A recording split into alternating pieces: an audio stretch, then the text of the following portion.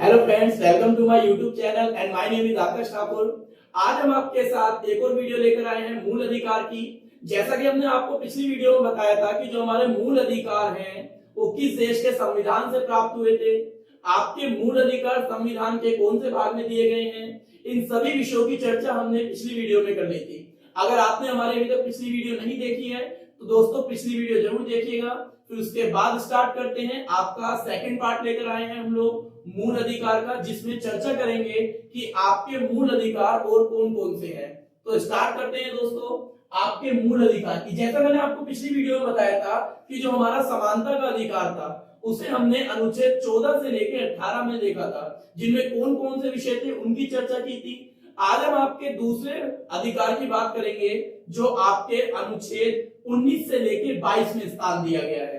तो चर्चा करते हैं आपके सेकंड मौलिक अधिकार की। सेकंड आपका अधिकार है स्वतंत्रता का अधिकार।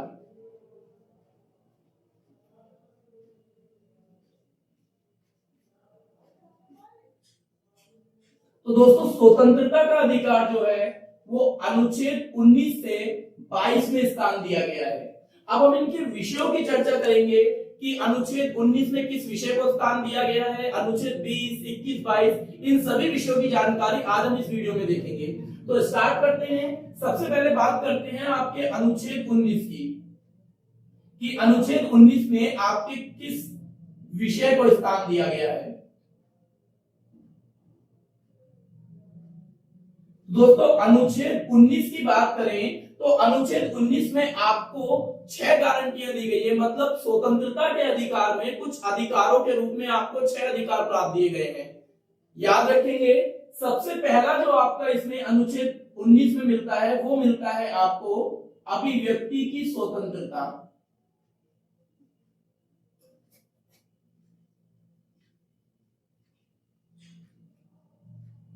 अभिव्यक्ति की स्वतंत्रता का मतलब है कि हम प्रत्येक नागरिक, देश में रहने वाला प्रत्येक भारतीय नागरिक क्या कर सकता है, भाषण देने की पूर्ण स्वतंत्रता है, प्रेस की स्वतंत्रता है, किसी भी चीज का प्रचार करने की स्वतंत्रता है।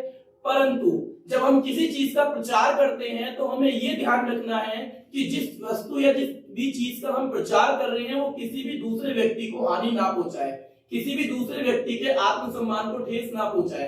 तो इसका भी हमें ध्यान रखना है। फिर आपके बात करते हैं सेकंड की। तो सेकंड है आपका सभा बनाने की स्वतंत्रता या सभा बुलाने की स्वतंत्रता बोल सकते हो आप लोग। यहां पर हम लिख देते हैं सभा बुलाने की स्वतंत्रता।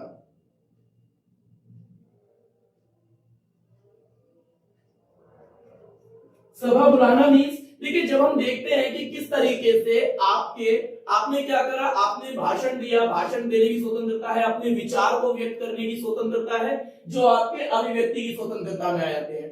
फिर बात करते हैं आपके कि सभा बुलाने की। तो दोस्तों हम लोग देखते हैं कि जब हम किसी चीज को लेकर कोई भी कार्य करते हैं तो उसमें क्या होता है, उसमें हम लोग मीटिंग्स करते हैं, सभा करते हैं, सभा बुलाते हैं। तो सभा बुलाने के साथ साथ हम क्या करते हैं, किसी भी चीज पर वार्तालाप करते हैं। तो ऐसा विषय भी आपका किसमें दिया गया है, स्वतंत्रता के अधिकार में दिया गया है कि प्रत्येक नागरिक क्या कर सकता है, सभा को बुला सकता है। परंतु याद रखना है कि कोई भी सभा बुलाई जाए वो देश के हित में होनी चाहिए। ऐसा नहीं कि आप जो सभा बुलाकर देश में किसी तरीके की हमले या किसी तरीके की आतंकी शंका को अंजाम दे रहे हैं या किसी तरीके का विरोध प्रदर्शन करने के लिए सभा का आयोजन कर रहे हैं। तो ऐसा किसी भी तरीके का आप कार्य नहीं करेंगे, इसके ऊपर कानूनी कार्रवाई आपकी हो सकती है। फिर बात करते हैं कि आपके समारोह की स्वतंत्रता।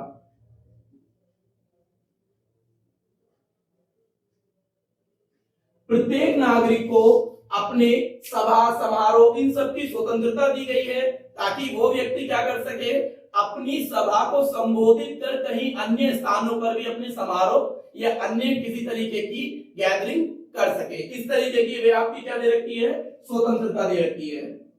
फिर बात करते हैं निवास करने की स्वतंत्रता। प्रत्येक नागरिक जो भारतीय है, सीधी बात है कि उसे किसी भी स्थान पर निवास करने का अधिकार है। ऐसा नहीं है कि वो कहीं आपका मान लीजिए किसी राज्य में रह रहा है तो वो दूसरे राज्य में नहीं रह सकता, ऐसा कुछ नहीं है।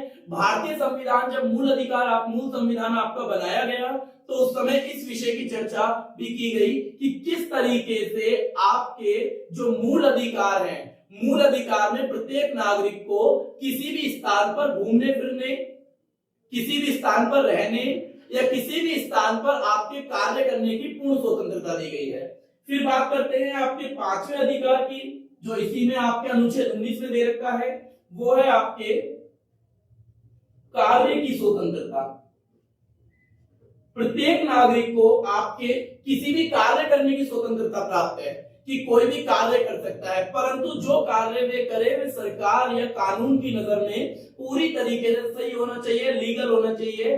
कोई भी इलीगल कार्य नहीं किया जाना चाहिए। हमें कार्य करने की, रोजगार प्राप्त करने की स्वतंत्रता तो है, परंतु इसका मतलब ये नहीं कि हम कहीं भी कोई भी कार्य खोल लें जो कानून की नजर में सही ना हो। तो इनके बारे में चर्चा की। तो दोस्तों, आपके अनुच्छेद 19 में जिस विषयों के बारे में बताया गया है वो है अभिव्यक्ति की स्वतंत्रता, की प्रत्येक व्यक्ति भाषण दे सकता है, अपने विचार व्यक्त कर सकता है, ठीक है। सेकंड, आपका सभा बुलाना, की सभा को कहीं भी आयोजित कर सकता है, परंतु एक बात आप सभी को पता होगी कि आपके जब किसी तरीके की पाबंदियां लगती हैं तो ऐसी पाबंदियों के बीच में आप लोग सभा को आयोजित नहीं कर सकते, सभा को बुला नहीं सकते, समारोह नहीं कर सकते। इसके लिए भी भारतीय संविधान में प्रावधान किया गया है, आप सभी को पता होगा, धारा 144। ये क्या है इसकी चर्चा करते हैं। देखिए, कई बार देश में परिस्थितियां ऐसे आ जाती हैं कि उन परिस्थितियों को सामान्य बनाने के लिए आपके कई क्षेत्रों में या कई राज्यों में आपके धारा 144 लग जाती है। धारा 144 बोलती है कि जब कोई समस्या हल ना हो या स्थिति बहुत ज्यादा बेकार हो जाए, सरकार को कंट्रोल में ना आए, तो सरकार ऐसी स्थिति में क्या करती है, आपके धारा 144 लगा देती है, जहां पर 4 या 4 से अधिक व्यक्ति क्या हो सकते हैं, इकट्ठे नहीं हो सकते, क्योंकि सरकार को लगता है कि वो स्थिति को और बेकार कर सकते हैं। तो ऐसी कंडीशन में सरकार क्या करती है, आपके धारा 144 लगा देती है। ऐसी कंडीशन में आपके अनुच्छेद 19 में सभा बुलाने या समारोह करने का अधिकार पूरी तरीके से आपका खत्म कर दिया जाता है। तो इन विषयों की चर्चा आपने समझी कि अनुच्छेद 19 में आपके किन किन विषयों को रखा गया है। आप बात करते हैं आपके अनुच्छेद 20 की, तो उसकी भी चर्चा करेंगे कि इसमें आपके किस विषय को रखा गया है, ठीक है।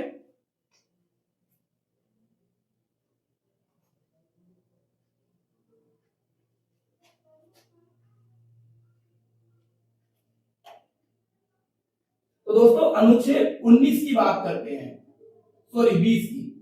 19 आपने देखा, तो अनुच्छेद 20 में किस विषय को स्थान दिया गया है उसकी बात करेंगे। तो अपराध के लिए दो सिद्ध, आपके अपराध के लिए दो सिद्ध में आपके कुछ संरक्षण प्राप्त दिया गया है। मैं पहले लिख देता हूं आपके सामने, अपराध के लिए दोष सिद्धि संरक्षण। देखिए, अपराध के लिए दोष सिद्धि संरक्षण का मतलब क्या है, इसका अर्थ क्या है, तो इसका अर्थ बताते हैं कि देखिए, कई बार क्या होता है, कुछ अपराधियों को आपकी गिरफ्तार कर लिया जाता है। कई बार हम लोग देखते हैं कि किसी ने अपराध नहीं किया होता, उसे शक के आधार पर भी गिरफ्तार किया जाता है। हालांकि उसकी चर्चा भी अभी आगे वीडियो में करेंगे कि क्या होता है ये। तो यदि किसी व्यक्ति को गिरफ्तार किया जाता है तो उसे गिरफ्तारी के पश्चात उस पर यदि कोई मुकदमा चलाया जाता है, जब तक सर्वोच्च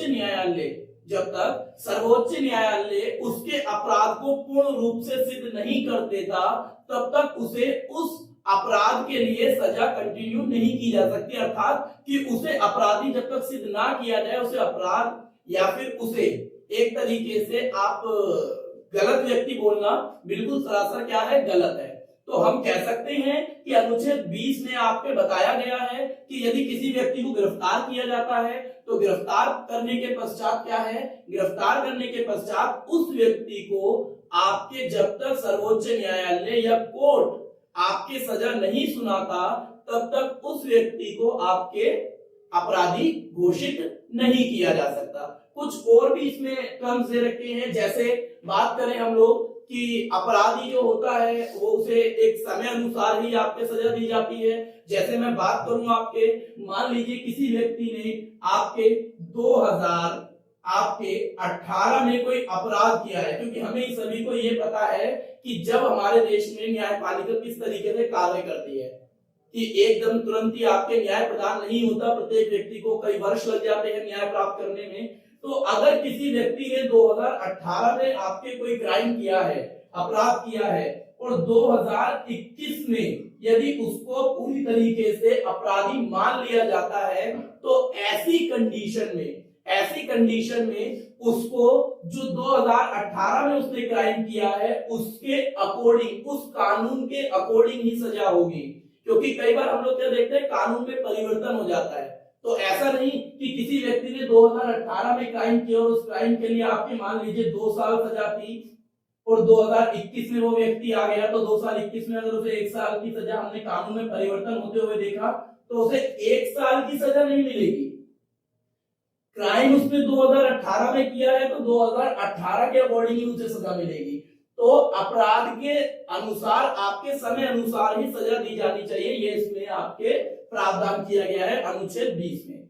फिर बात करते हैं, आपने ये भी सुना होगा कि जो अपराधी होता है उसकी गवाही जो होती है कानूनी रूप से मान्य नहीं होती है, तो वो भी चर्चा आपके किसमें की गई है, अनुच्छेद 20 में, कि किसी भी अपराधी की गवाही सुप्रीम कोर्ट, हाई कोर्ट या अन्य किसी भी कोर्ट में एक्सेप्टेबल नहीं है।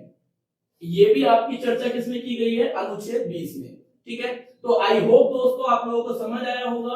अनुच्छेद 20 में अपराध के लिए 2 सिद्धि संरक्षण बचाव के कुछ तरीके दे रखे हैं कि जब तक सुप्रीम कोर्ट या हाई कोर्ट उसे अपराधी नहीं बोल देता, अपराध घोषित नहीं कर देता, तब तक उस व्यक्ति को अपराधी कहना कहीं की आपकी वो नहीं मानी जाती, बहादुरी। तो चलिए स्टार्ट करते हैं। आपका अनुच्छेद 21 में किस विषय को रखा गया है।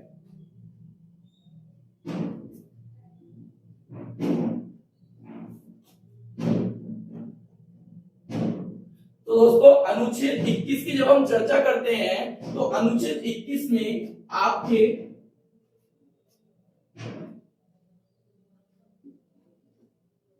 अनुच्छेद 21 में रखा गया है आपके प्राण एवं दैहिक स्वतंत्रता। इसकी चर्चा करते हैं, ये क्या है। देखिए, प्रत्येक नागरिक को जब भारतीय संविधान बना, भारतीय संविधान आपका लागू हुआ 26 जनवरी 1950 को, जिस समय आपका संविधान लागू हुआ, उस समय आपके जब मौलिक अधिकारों पर चर्चा की गई। हालांकि सन 47 में जब आपका देश आजाद हुआ था, जब से आपके संविधान सभा बननी स्टार्ट हुई, तभी आपके कुछ मौलिक अधिकार की बात की गई। तो प्रत्येक नागरिक को आपके स्वतंत्रता के अधिकार के साथ आपके जीवन जीने का भी अधिकार प्राप्त किया गया। तो प्राण की स्वतंत्रता मतलब प्रत्येक व्यक्ति को अपने जीवन को जीने की स्वतंत्रता है कि वो व्यक्ति खुलकर अपना जीवन जी सकता है। परंतु यदि वे अपना जीवन जी रहा है तो उसे ये ध्यान में रखना है कि अगर वो जीवन अपना जी रहा है तो किसी दूसरे व्यक्ति को नुकसान ना पहुंचाए। यदि वो दूसरे अपने जीवन जीने के चक्कर में दूसरे व्यक्ति को नुकसान पहुंचाता है तो ऐसी परिस्थिति में उसके खिलाफ कानूनी कार्रवाई हो सकती है। जैसे हम एग्जांपल दें आपको कि मान लीजिए अगर कहीं पर शादी ब्याह का सीजन चलता है तो ऐसे में क्या होता है, ऐसे में आप पूरी रात तो डीजे नहीं बजा सकते ना। हालांकि आपको एंजॉय करने की, जीने की पूरी स्वतंत्रता है, परंतु आप दूसरे व्यक्ति को नुकसान या दूसरे व्यक्ति को हानि पहुंचाकर आप अपने जीवन को पूर्ण रूप से जी नहीं सकते। ऐसी कंडीशन में आपके ऊपर कानूनी कार्रवाई की जा सकती है। जैसे हम बात करें आपके क्या नाम है, जब हम बाइक मोटरसाइकिल वगैरह चलाते हैं तो उससे निकलने वाले धुएं से पर्यावरण कितना दूषित होता है, तो ये कहीं ना कहीं क्या है, इसके लिए भी आपके कानूनों का प्रावधान किया गया है। हालांकि हमें जीवन जीने की स्वतंत्रता है, लेकिन अगर हम दूसरों को नुकसान पहुंचाते हैं तो उसके लिए भारतीय संविधान में कानून का प्रावधान किया गया है। फिर बात करते हैं दैहिक की स्वतंत्रता। तो प्रत्येक नागरिक को जीवन जीने के साथ साथ कई बार क्या होता है, व्यक्ति कहता है भाई मेरा जीवन है, मैं खुद समाप्त कर दूंगा, तो ऐसा नहीं है। यदि कोई व्यक्ति मान लीजिए आत्महत्या कर रहा है तो भैया आप मर गए, लेकिन अगर ऐसी कंडीशन में अगर आप बच जाते हैं तो ऐसी कंडीशन में फिर आपके ऊपर कानूनी कार्रवाई होती है, और वो जो कानूनी कार्रवाई होती है वो आईपीसी की धारा 309 के तहत आपके ऊपर कानूनी कार्रवाई की जाएगी। देखिए, जीवन जीने का अधिकार बहुत अच्छा है, आप अपने जीवन के साथ कुछ भी कीजिए, कोई प्रॉब्लम नहीं है। परंतु यदि आप अपने आप को कुछ हानि पहुंचाने की कोशिश कर रहे हैं, तो ऐसी कंडीशन में अगर आपके हानि आपके ऊपर पहुंची और आपने यदि सुसाइड करने के लिए सोचा, अगर आप गए तो गए, लेकिन अगर बच गए तो कानून आपको नहीं छोड़ेगा। तो ऐसा भी प्रावधान हमारे संविधान में किया गया है। ठीक है, तो इसकी चर्चा आपके, यदि आप आत्महत्या करने का प्रयास करते हैं तो इसका प्रयास ना करें, क्योंकि ये सरासर क्या है, कानूनी रूप से गलत है। तो आईपीसी 309 के तहत आपके ऊपर कानूनी कार्रवाई की जा सकती है यदि आप बच गए तो। चलिए स्टार्ट करते हैं एक और कि अनुच्छेद 21 क्या है। अनुच्छेद 21 का एक भाग बना रखा है। अनुच्छेद 21 में क्या है, उसमें क्या है, शिक्षा का अधिकार है, शिक्षा की स्वतंत्रता। तो दोस्तों, शिक्षा की स्वतंत्रता प्रत्येक व्यक्ति, प्रत्येक भारतीय नागरिक, वो जो हमारे देश में जन्मा है, या प्रत्येक नागरिक कोई भी हो, उनको शिक्षा लेने का पूर्ण अधिकार है। ऐसा नहीं है कि किसी व्यक्ति को, पहले क्या होता था, पहले हम लोग देखते थे जो राजा महाराजा हुआ करते थे, या हम बात करें महाभारत के टाइम की, तो एक समय में आपने देखा होगा, महाभारत सभी ने देखी होगी, तो इसमें हमने एक बार देखा था कि जो आपका एकलव्य था, गुरु द्रोणाचार्य ने उन्हें शिक्षा देने से मना कर दिया था, क्योंकि वो आपके पिछड़ी जाति के थे। तो पहले जो आपके गुरुजन होते थे, वो केवल आपके राजा महाराजा और उनके शिष्य, उनके बेटों को ही आपकी शिक्षा दिया करते थे। पिछड़ी जाति या अन्य किसी लोग को शिक्षा देने का अधिकार पूर्ण रूप से छीन रखा था। परंतु अब धीरे धीरे परिवर्तन आया, परिवर्तन के साथ साथ देखा हमने, समाज में परिवर्तन देखा, तो हमने देखा कि प्रत्येक नागरिक जो भारतीय है या भारतीय नहीं भी है, प्रत्येक व्यक्ति को समाज में शिक्षा लेने का अधिकार दिया गया है। तो अधिकार ये आपको जो प्राप्त है, वो आपके शिक्षा की स्वतंत्रता का अधिकार जो है, प्रत्येक व्यक्ति जो जन्म है उस व्यक्ति को पूर्ण तरीके से शिक्षा लेने का अधिकार है। कोई रोक टोक नहीं है, किसी तरीके की पाबंदी नहीं है। ठीक है, तो आई होप सो आपको समझ आया होगा अनुच्छेद 21 में किन किन विषयों को रखा गया है। फिर बात करते हैं आपके अनुच्छेद 22 की।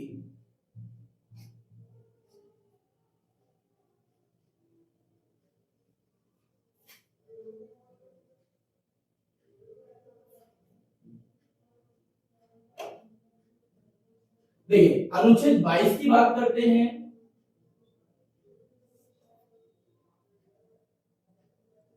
तो अनुच्छेद 22 में आपके किसका प्रावधान किया गया है, तो गिरफ्तारी से संरक्षण का प्रावधान किया गया है। गिरफ्तारी से संरक्षण। देखिए दोस्तों, इसकी बात समझते हैं होता क्या है। देखिए, सबसे पहले जैसा मैंने आपको बताया था अभी शुरुआत में कि गिरफ्तारी जो होती है दो तरीके की हो सकती है।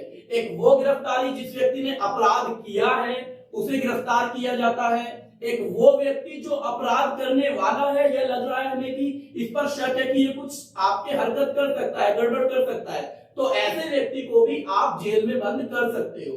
तो गिरफ्तारी आपके, ये समझिए, सबसे पहले दो टाइप की मानी जाती है। एक तो वो जिसने अपराध कर दिया, अपराध के लिए गिरफ्तारी, गिरफ्तारी एक अपराध करने वाला है उस व्यक्ति के लिए भी गिरफ्तारी का प्रावधान है। ऐसी स्थिति में उस व्यक्ति को हम निवारक नजरबंदी के अंतर्गत गिरफ्तार करते हैं। निवारक नजरबंदी। देखिए दोस्तों, इन दोनों को समझते हैं पहले। देखिए, अपराध के लिए गिरफ्तारी, गिरफ्तारी का संरक्षण जो आपके अनुच्छेद 22 में आपका टॉपिक दे रखा है वो क्या है, गिरफ्तारी के लिए संरक्षण। लेकिन गिरफ्तारी कितने टाइप की हो गई, दो, अपराध के लिए गिरफ्तारी और निवारक नजरबंदी। अपराध के लिए गिरफ्तारी क्या है, यदि किसी व्यक्ति ने अपराध कर दिया तो अपराध के पश्चात उस व्यक्ति को क्या होगा, कानूनी रूप से सजा दी जाएगी। लेकिन सजा के समय एक बात याद रखिए, यदि किसी व्यक्ति को गिरफ्तार किया गया तो इसमें कुछ प्रावधान दे रखे हैं अपराध के लिए कि उस व्यक्ति को तुरंत अवगत करवाया जाएगा कि उसे किस विषय के लिए गिरफ्तार किया गया है। अपराध के लिए गिरफ्तारी में क्या होगा, यदि किसी व्यक्ति को गिरफ्तार किया जाता है तो ऐसी परिस्थिति में उस व्यक्ति को तुरंत अवगत करवाया जाएगा कि उसे किस विषय के लिए गिरफ्तार किया गया है। सेकंड, उस व्यक्ति को 24 घंटे के अंदर अंदर आपको मजिस्ट्रेट के सामने पेश करना होगा। यदि आप 24 घंटे के अंदर अंदर मजिस्ट्रेट के सामने पेश नहीं करते तो जो अपराधी के रिश्तेदार या सगे संबंधी हैं वे आप पे प्रेशर बना सकते हैं या सुप्रीम कोर्ट से आपके कुछ रिट जारी करवा सकते हैं। उस रिट की बात करेंगे जैसे आपके बंदी प्रत्यक्षीकरण की। ठीक है, आगे चर्चा करेंगे उनके विषय में भी। तो अपराध के लिए गिरफ्तारी, किसी व्यक्ति ने जब अपराध कर दिया हो। फिर बात करते हैं आपके निवारक नजरबंदी क्या है। तो निवारक नजरबंदी सर वो होती है कि यदि कोई व्यक्ति अपराध करने वाला है या हमें लग रहा है कि इस पे शक है कि ये इस तरीके की कोई गतिविधि करेगा, तो उस व्यक्ति को पहले से ही गिरफ्तार कर लिया जाता है। मतलब भविष्य में किए जाने वाले अपराध के लिए लग रहा है कि भविष्य में कुछ कर सकता है, तो ऐसे व्यक्ति को क्या कर लिया जाता है, तुरंत गिरफ्तार कर लिया जाता है। तो ये जो होता है ये निवारक नजरबंदी के अंतर्गत होता है, ताकि भविष्य में होने वाले खतरों से बचा जा सके। ऐसी कंडीशन में आप अपराधी को अवगत नहीं भी करवाएं तो भी चलेगा, 24 घंटे के अंदर अंदर मजिस्ट्रेट के सामने पेश ना करवाएं तो भी चलेगा। ऐसे व्यक्ति को जो निवारक नजरबंदी के अंतर्गत गिरफ्तार किया जाता है उसे 6 महीने तक आप लोग क्या कर सकते हैं, जेल में गिरफ्तार करके रखा जा सकता है। तो आई होप सो आपको समझ आया होगा गिरफ्तारी से संरक्षण, अपराध के लिए गिरफ्तारी और निवारक नजरबंदी में क्या डिफरेंस है। अपराध के लिए में अवगत करवाया जाएगा किसी भी व्यक्ति को अपराध के क्यों अपराध के लिए तो गिरफ्तार किया गया है, 24 घंटे के अंदर अंदर मजिस्ट्रेट के सामने पेश किया जाएगा। इसमें आप ना तो मजिस्ट्रेट के सामने पेश कर सकते, ना अपराध के लिए अवगत करवा सकते, परंतु याद रखिए कि इस गिरफ्तारी में 6 महीने तक किसी भी अपराधी को जेल में रखा जा सकता है, ताकि वो भविष्य में किसी तरीके की गतिविधि ना कर सके। तो दोस्तों आई होप आपको समझ आया होगा स्वतंत्रता के अधिकार के बारे में आज हमने चर्चा करी, जिसमें हमने आपको अनुच्छेद 19 के बारे में बताया कि किस तरीके से अभिव्यक्ति की स्वतंत्रता है, सभा बुलाने की स्वतंत्रता है, कोई भी कार्य करने की स्वतंत्रता है, समारोह करने की स्वतंत्रता है। फिर हमने चर्चा करी थी अनुच्छेद 20 की, जिसमें हमने आपको बताया था कि किस तरीके से अपराध के लिए दोष सिद्धि के संरक्षण का प्रावधान किया गया है। फिर हमने बात की थी आपके अनुच्छेद 21 की, जिसमें प्राण एवं देहता की स्वतंत्रता के बारे में बताया कि जीवन जीने का अधिकार है। फिर हमने बात करी आपके अनुच्छेद 21 कै की, जिसमें शिक्षा का अधिकार दिया गया। फिर हमने बात करी अनुच्छेद 22 की, जिसमें हमने गिरफ्तारी के बारे में चर्चा की। तो आई होप दोस्तों आपको वीडियो पसंद आई होगी। अगर आपको हमारी वीडियो पसंद आई है तो बेल आइकन को दबाइए, ताकि आपको आने वाली हर एक नोटिफिकेशन के बारे में पता लग सके। लाइक कीजिए, चैनल को सब्सक्राइब कीजिए और कमेंट बॉक्स में कमेंट कीजिए, ताकि हम लोग अपनी वीडियो में आपके कुछ बदलाव कर सके आपके वैल्यूएबल कमेंट के साथ। थैंक यू दोस्तों।